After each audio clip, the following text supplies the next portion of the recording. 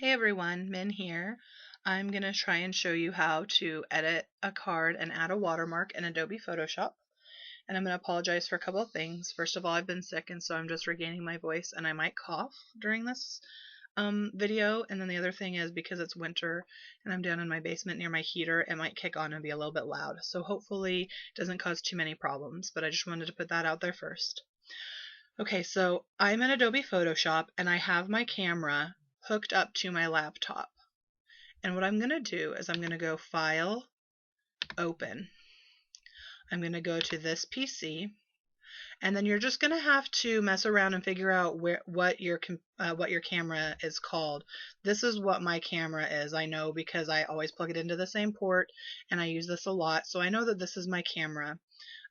It won't be your C drive. It won't be a DVD drive or a CD drive. It'll be another removable disc probably, but I know that this is my camera.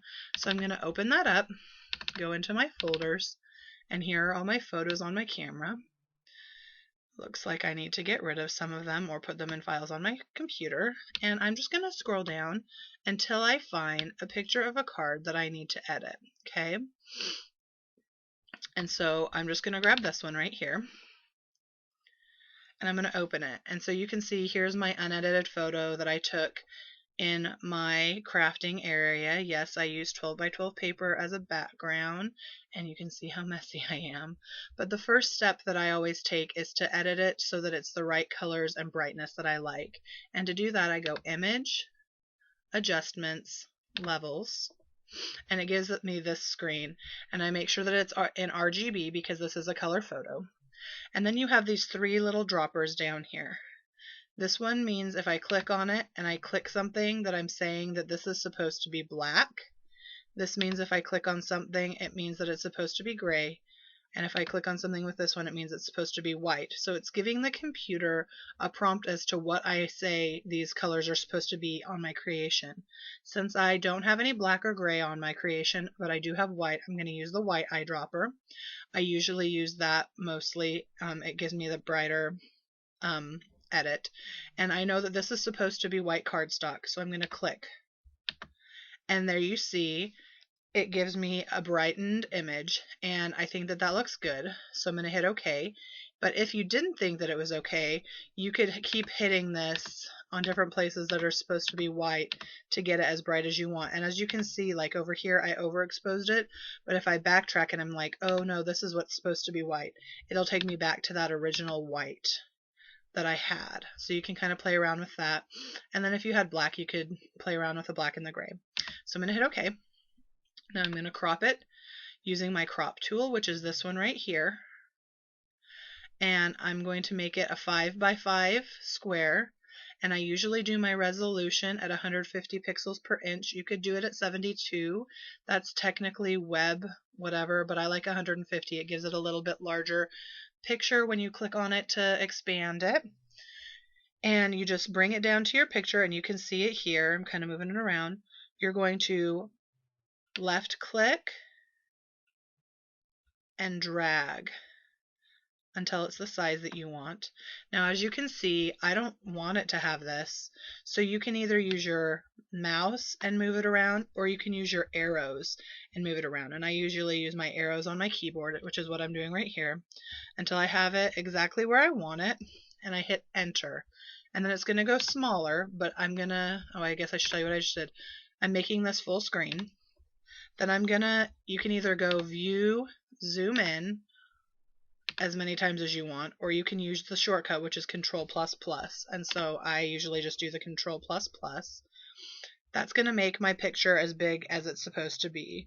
And I'm actually going to zoom out just a little bit. So there's my cropped picture, my cropped and edited picture, but I need to add my watermark.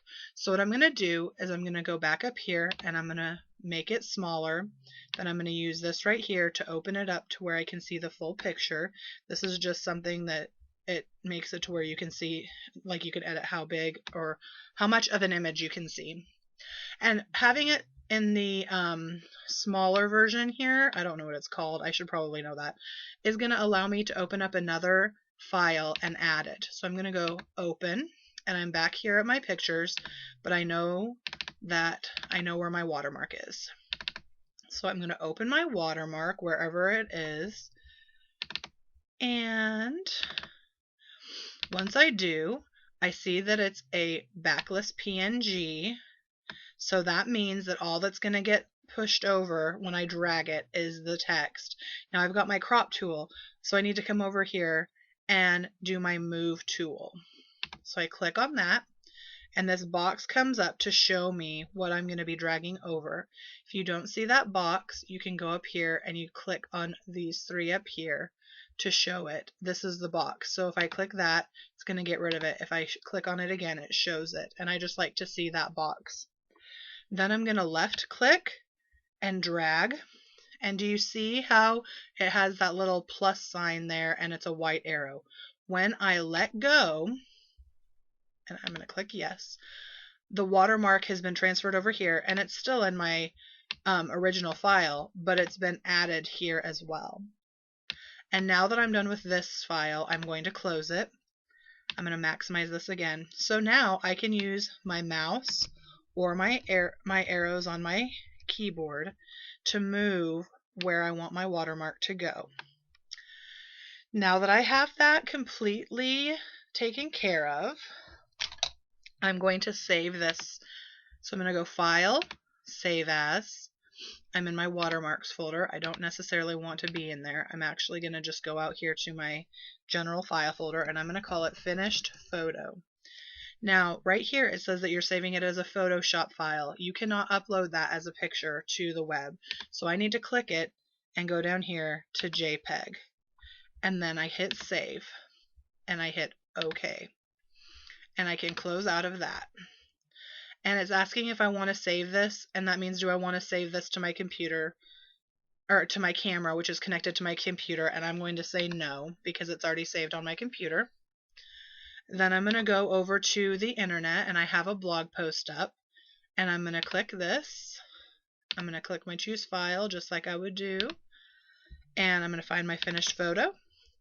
I can upload it, and when I put it in, I can mess around with how big I want it to be, but my edited photo is in my blog post with my watermark.